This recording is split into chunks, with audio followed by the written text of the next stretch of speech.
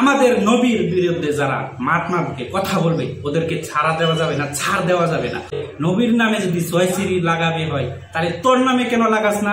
এই যে মুস্তফা কামাল আজাহারি কিছুদিন ধরে যে উল্টাপাল্টা বিভ্রান্ত করার সৃষ্টি করতেছে, এটা কিন্তু আমাদের আসামের মুসলিম সমাজের লাগে অনেকটা একটা ক্ষতিকারক হইতেছে।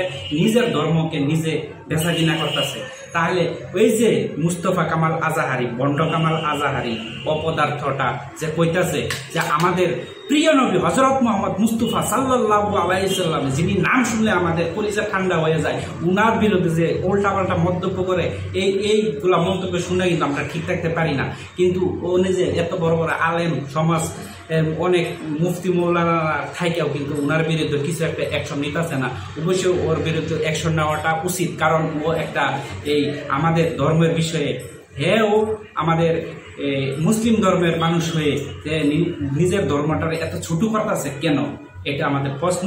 আর যে করতেছে ওটার বিরুদ্ধে যাতে খুব একটা অ্যাকশন নেওয়া অতি প্রয়োজন হয়ে পড়ছে।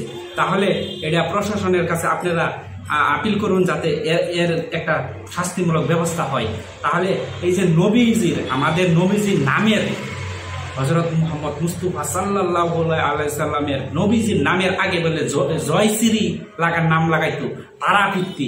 হ্যাঁ যদি এতই আপত্তি, তাহলে হ্যার নামের আগে কেন আজ পর্যন্ত এই জয়শ্রী লাগাইছে না? হ্যার নামের আগে কেন জয়শ্রী লাগাইছে না? আর তার বাড়ির মধ্যে মূর্তি আছে, তার বাড়ির মধ্যে পূজারী আছে, তার বাড়ির মধ্যে মানে হিন্দু ধর্মের মধ্যে যা কিছু আছে তার বাড়িতে আছে, ও নাকি পালন করে। তাহলে হ্যাঁ মুসলিম কিভাবে হইল? একজন মুসলিমে কোনোদিন মূর্তি পূজা করা যাবে না, আর করতে পারবেও না। আর যদিও করে একটা মানে অমুসলিম, তাহলে হ্যাঁ যদি আমি মেসেজটা যে উপরে দিয়ে দিছি দেখুন, হ্যাঁ নিজে কমেন্ট করিয়া রাইজার দেখাইছে যে তার বাড়ির মধ্যে মূর্তি পূজা আছে, হ্যাঁ মূর্তি পূজা করে। তাহলে হ্যাঁ কতটা বড় একটা অপদার্থ মানুষ, একটা মৌলবী নামে যে হ্যাঁ নিজেকে মানে শিক্ষিত একজন মৌলবী বা মানে যে কোনো হ্যাঁ ভাবতাছে, কিন্তু এইটা একটা তার ভুয়া পরিচয় দিতেছে।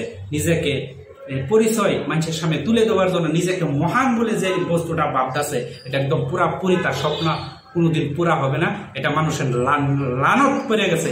তাহলে আশা করি যাতে আসামের যত মানে বড় বড় মৌলবী যারা আছে, যা মৌলানা মুফতি যারা আছে, তারা যাতে এটার বিরুদ্ধে খুব শীঘ্রই যাতে অ্যাকশন নেয় আর তাড়াতাড়ি যাতে এটার ব্যবস্থা নেয়। কারণ এই সমাজের মধ্যে খুব একটা মানে খাচ্চরা একটা পরিবেশ সৃষ্টি করবার লাগে উঠে পড়ে লাগছে। তাহলে এটার বিরুদ্ধে যাতে অতি শীঘ্রে যাতে কিছু একটা ব্যবস্থা করে। আমাদের নবীর বিরুদ্ধে যারা মাতমাতকে কথা বলবে ওদেরকে ছাড়া দেওয়া যাবে না, ছাড় দেওয়া যাবে না। ওদেরকে অতি জলদি অতি শীঘ্রই ধরে ওদেরকে শাস্তিমূলক ব্যবস্থা নেওয়া উচিত। তাহলে নবীর নামে যদি জয়শ্রী লাগাবে হয় তাহলে তোর নামে কেন লাগাস না? তোর নামে কেন লাগাস না? এই উপরে দেখুন টাইটেলটা দিয়ে দিছে কিভাবে, এই যে আমি দেখাই দিছি এটা। তাহলে হ্যার নামে না লাগায় নবীর বিরুদ্ধে ও কথা বলবি কেন? এটা সহ্য করার বিষয়? সহ্য করার বিষয় না। তাহলে আশা করি বুঝতে পারছেন। আর ওদের বিরুদ্ধে যাতে আপনারাও প্রতিবাদ করা যাতে ক্ষান্ত না হয়, যতক্ষণ পর্যন্ত তার শাস্তি না হয়, তার বিরুদ্ধে একটার পর একটা দিয়ে যেতে থাকেন।